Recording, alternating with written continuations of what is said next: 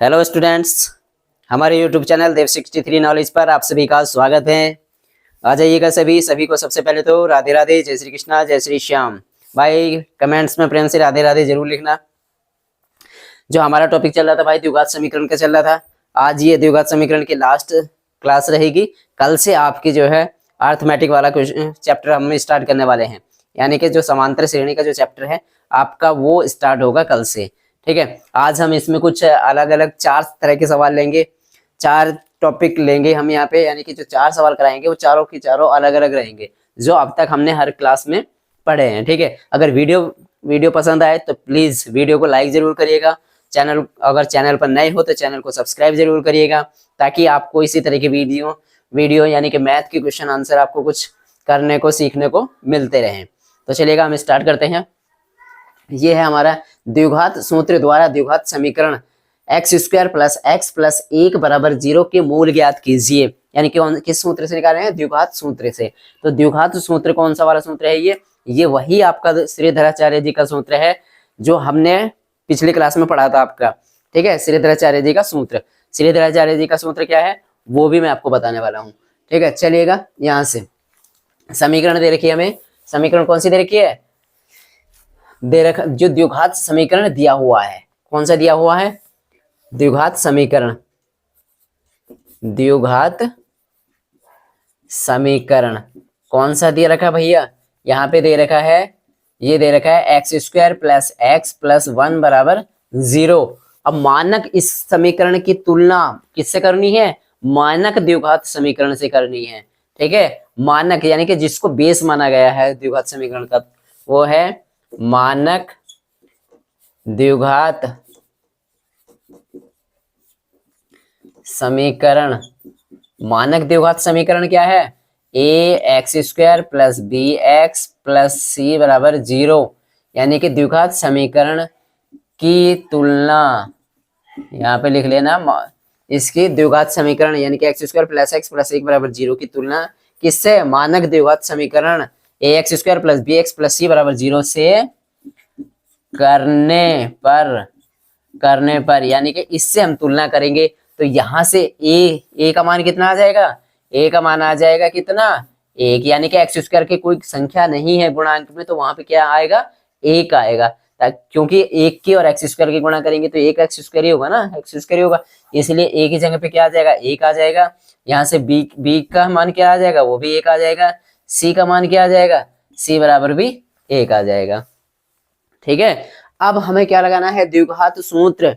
द्विघात सूत्र कौन सा होता है? द्विघात सूत्र यानी श्रीधराचार्य जी का सूत्र। ठीक है, द्विघात सूत्र या इसी को बोलते हैं क्या? श्रीधराचार्य जी का सूत्र। श्रीधराचार्य जी का सूत्र क्या होता है? ये होता है माइनस का b प्लस माइनस रूट के अंदर क्या होता है? b² - 4ac अपॉन, यानी कि बटे में कितना होता है? 2a। ठीक है, माइनस का b प्लस माइनस रूट के अंदर, वर्गमूल के अंदर क्या है? b² - 4ac। अगर ये, और एक चीज और मैं यहां से बता दूं आपको, ये b² - 4ac क्या होता है? ये होता है विभक्त कर, यानी कि जो हमने पढ़ा था डिस्क्रिमिनेंट, यानी कि जिसे हम d से प्रदर्शित करते हैं। तो वो यहाँ पे आपको एग्जाम में किसी भी तरह से आपको कहीं पे अगर ये देखने को मिले यहाँ पे d, तो इसका मतलब है कि यानी कि d यानी कि विभक्त कर, और विभक्ति कर का जो सूत्र होता है वो होता है b² - 4ac। ठीक है, समझ रहे हो ना? तो अब यहाँ पे हमें क्या करना है? सिर्फ मान रख देना है। अब यहाँ पे ये वाला सूत्र है, ठीक है, यह आपको पता है। अब यहाँ पे हमें क्या रखना है? a b और c के मान रखने हैं। a b और c के मान रखने पर अब a b c के a की जगह पे क्या रखना? 1, b की जगह क्या रखना? 1, यानी कि b की जगह क्या आ गया? -1 प्लस माइनस, अब वर्गमूल के अंदर क्या है? b²। b का मान कितना? 1, 1 का वर्ग 1, तो 1 का स्क्वायर, -4 गुणा a की जगह 1 गुणा b की जगह वो भी 1, बटे में कितना? 2 गुणा 1, यानी कि माइनस का 1 हो गया प्लस माइनस वर्गमूल के अंदर क्या हो गया? 1 का वर्ग करेंगे तो क्या आएगा? 1 आ जाएगा, माइनस 4 × 4, 4 × 4 -4, बटे में क्या आ गया? 2 × 2। अब यहाँ हो गया माइनस का 1 प्लस माइनस वर्गमूल के अंदर क्या हो गया, वर्गमूल के अंदर हो गया। अब ये देखिएगा यहाँ पे माइनस के 4 ज्यादा हैं, एक माइनस के 4 में से 1 घटाएंगे तो क्या के बचेंगे, माइनस के कितने बचेंगे, 3/2। ठीक है, कितने हो गया, यानी कि ये आ गया माइनस का 1 प्लस माइनस वर्गमूल के अंदर माइनस का 3/2। यही इसका आंसर हो जाएगा। इसको आप दो तरह से लिख सकते हो, यानी कि ये जो आया हमारा, अगर इस मूल पूछे, इसके मूल ज्ञात कीजिए, तो मूल कौन से हो गए, एक तो प्लस वाला और एक माइनस वाला, यानी कि एक जगह पे क्या रखेंगे, एक मूल तो हो जाएगा माइनस का 1 प्लस का चिन्ह ले लेंगे माइनस रूट के अंदर -3/2, और दूसरा मूल क्या हो जाएगा, अगर इसे अलग अलग करके लिखें तो इसलिए चलिएगा मैं यहाँ पे लिख देता हूँ। ठीक है, अतः मूल, मूल कौन कौन से हो गए, मूल हो गए आपके, एक तो हो गया माइनस का 1 प्लस का रूट के अंदर -3/2, और दूसरा कौन सा हो गया, दूसरा हो गया माइनस चिन्ह लेने पर, यानी कि माइनस का 1 माइनस का वर्गमूल रूट के अंदर -3/2, ये दोनों इसके मूल आ गए। ठीक है, मूल आ गए। या यहाँ पे हम x, ये सूत्र होता है x बराबर, ठीक है, क्या होता है x बराबर माइनस का b प्लस माइनस वर्ग रूट के अंदर b² माइनस के 4ac, ये श्रीधराचार्य जी का सूत्र होता है। इससे आप इस समीकरण के मूल आप निकाल सकते हैं। ठीक है, चलिएगा मैं अभी दूसरा सवाल लिख लेता हूँ, वो अलग टॉपिक का सवाल है। 4 तरह के सवाल करने वाले हैं हम यहाँ पे, 4 आज की क्लास में। ठीक है, चलिएगा मैं लिख लेता हूँ बोर्ड पर। चलिएगा स्टूडेंट्स, मैंने यहाँ पे क्वेश्चन नंबर 2 लिख लिया है, ये अलग टॉपिक का सवाल है। इसमें दे रखा है समीकरण 3x² minus 4x minus k बराबर 0, इसका विभक्त कर दे रखा है कितना है, 88 है, तो k का मान ज्ञात कीजिए। अब विभक्तिकर क्या होता है, विभक्तिकर का सूत्र क्या होता है, विभक्तिकर को किससे प्रदर्शित करते हैं, d से, d इक्वल टू क्या होता है, b² माइनस के 4ac। तो हमें यहाँ पे सूत्र लगा देंगे सीधे सीधे, विभक्तिकर, इससे पहले तुलना कर देते हैं, समीकरण की तुलना, समीकरण 3x² minus 4x minus k बराबर 0 की तुलना किससे करेंगे भैया, तुलना मानक द्विघात समीकरण से करने पर, मानक द्विघात समीकरण कौन सा, ax² plus bx plus c बराबर 0 से करने पर, तो कर दीजिएगा तुलना करेंगे तो क्या आ जाएगा, a की जगह पे क्या आ जाएगा, a का मान आ जाएगा 3, और b का मान कितना आ जाएगा, b आ जाएगा -4, c का मान कितना आ जाएगा, c बराबर हो जाएगा -k। ठीक है, इससे हमने तुलना कर दी। अभिव्यक्ति कर दे रखा है प्रश्नानुसार क्या दे रखा है, विभक्त कर कितना दे रखा है, विभक्त कर d इक्वल टू क्या होता है, b² माइनस के 4ac, और d का मान, ये विभक्त कर कितना दे रखा है, 88 दे रखा है, तो ये 88 रख देंगे बराबर b², b का मान कितना है, b है -4, तो -4 का वर्ग -4 गुणा a का मान कितना है 3 गुणा c का मान कितना -k। चलिएगा 88 तो ये ऐसे ही रहेगा, बराबर 4 का वर्ग करेंगे 4 चौके 16, माइनस माइनस प्लस हो जाएगा 4 चौके 16। ठीक है, माइनस माइनस प्लस 4 तिया 12 के, अब ये 16 इधर प्लस का इधर जाएगा तो माइनस का, यानी कि 88 माइनस के 16 बराबर क्या रहेगा इधर 12 के।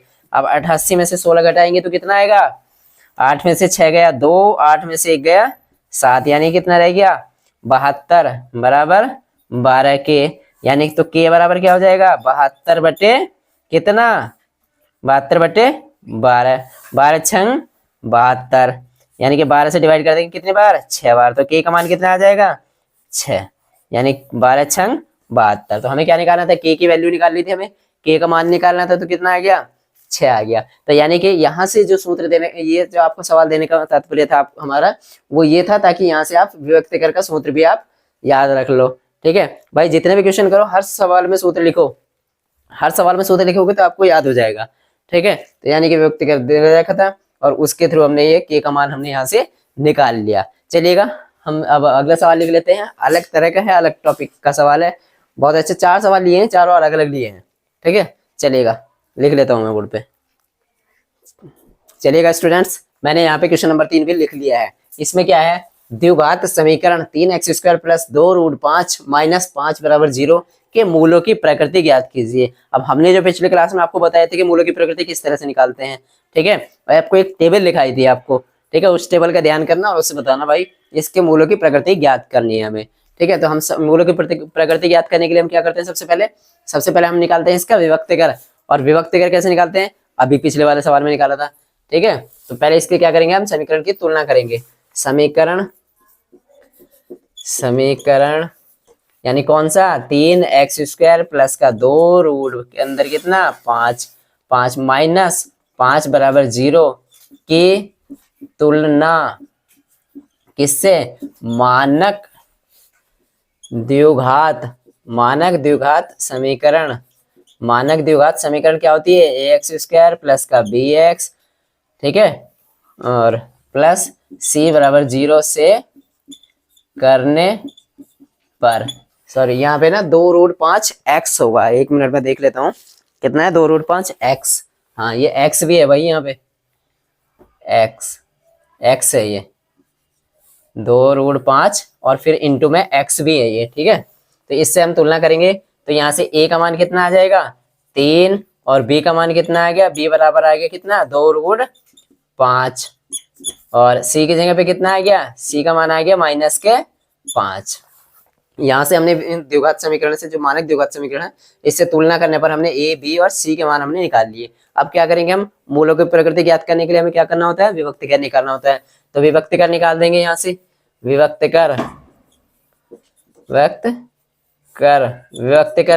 यानी कि d इक्वल टू क्या होता है, b² माइनस के 4ac। अब b का मान कितना है, b का मान है 2√5, तो 2 रूट के अंदर कितना 5, इसका होल वर्ग माइनस 4 गुणा a की जगह पे क्या है 3 गुणा c की जगह पे क्या है -5। अब चलिएगा इसका वर्ग कर देते हैं, 2 का वर्ग करेंगे तो क्या आएगा 2 दूनी 4 और √5 का वर्ग करेंगे तो रूट हट जाएगा, केवल क्या रह जाएगा 5। तो 4 की और 5 की गुणा होगी तो कितने हो जाएगा 4 पंजे 20 और माइनस प्लस 4 तिया 12, 12 पंजे 60 हो गया। तो 60 और 20 को जोड़ा तो कितना आ गया 80। अब हमने क्या पढ़ा था कि अगर विभक्तिकर का मान ये पूर्ण वर्ग धनात्मक आए, पॉजिटिव आए और पूर्ण वर्ग ना हो, धनात्मक आए और पूर्ण वर्ग ना हो, तो मूलों की प्रकृति कैसी होती है, तब होती है मूलों की प्रकृति। चूंकि पहले लिख लेते हैं, यहाँ पे एक लाइन लिख लेना, यहाँ पे चूंकि विभक्तिकर का मान जो है धनात्मक तो है, पॉजिटिव तो है, धनात्मक तथा क्या पूर्ण वर्ग नहीं है, पूर्ण वर्ग नहीं है, यानी कि धनात्मक तो है तथा पूर्ण वर्ग नहीं है, यानी कि दोनों ऑप्शन आ रहे हैं ना, यानी कि धनात्मक है, हाँ जी है, पूर्ण वर्ग नहीं है, हाँ जी पूर्ण वर्ग भी नहीं है। तो इसलिए मूलों की प्रकृति कैसी होगी, इसलिए मूलों की प्रकृति कैसी होगी भैया, मूलों की प्रकृति होगी वास्तविक। कैसी होगी, वास्तविक होगी, ठीक है। कैसी होगी, अपरिमेय होगी, यानी कि अगर पूर्ण वर्ग होता मान तो परिमेय होता, अब पूर्ण वर्ग नहीं है तो क्या होगा, अपरिमेय होगा, ठीक है। और तीसरा क्या, यानी कि कैसे होंगे, ये कैसे होंगे, असमान होंगे, जो इसके मूल हैं वो कैसे होंगे, असमान होंगे। असमान लिख लेते हैं यहाँ पे, या भिन्न भी लिख सकते हैं, यानी कि वास्तविक, अपरिमेय और भिन्न या असमान बात एक ही है, ठीक है। तो इस तरह से हमने यहाँ पे सीखा क्या, मूलों की प्रकृति की पहचान, ठीक है। तो ये अब होगा हमारा तीसरा सवाल कंप्लीट। अब हम करते, एक सवाल है आगे जिसका आपको आंसर देना है, ठीक है। मैं यहाँ पे लिख देता हूँ, आप कमेंट्स में उसमें से सॉल्व करके उसका आंसर जरूर बताना भाई, ठीक है। चलिएगा मैं लिख लेता हूँ यहाँ पे, करते चलो, हाँ चलो ठीक है। यहाँ पे स्टूडेंट्स मैंने ये क्वेश्चन नंबर 4 यहाँ पे बोर्ड पे लिख दिया है, ठीक है। 3x² minus 4x minus k बराबर 0 के मूल बराबर हैं। इसके मूल कैसे हैं, बराबर हैं, तो k का मान निकालना है। ये आप सवाल को सॉल्व करके इसे कमेंट्स में इसका आंसर जरूर बताना। वो गाना तो सुना ही होगा आपने, ये करके दिखाओ ये करके दिखाओ ये, यानी कि ये सवाल आप करके दिखाना, कमेंट्स में जरूर लिखना इसका आंसर। ठीक है, चलिएगा मिलते हैं नई क्लास में नए चैप्टर के साथ। जो अब हम हमारा चैप्टर चलने वाला है इससे अगला, वो है आपका समांतर श्रेणी, यानी कि जो अर्थमेटिक का जो चैप्टर है वो आपका हम करने वाले हैं कल की नई क्लास में। ठीक है, मिलते हैं नई क्लास के साथ में। थैंक यू, तब तक के लिए अपनी स्टडी को कंटिन्यू रखिएगा। जय हिंद, जय भारत।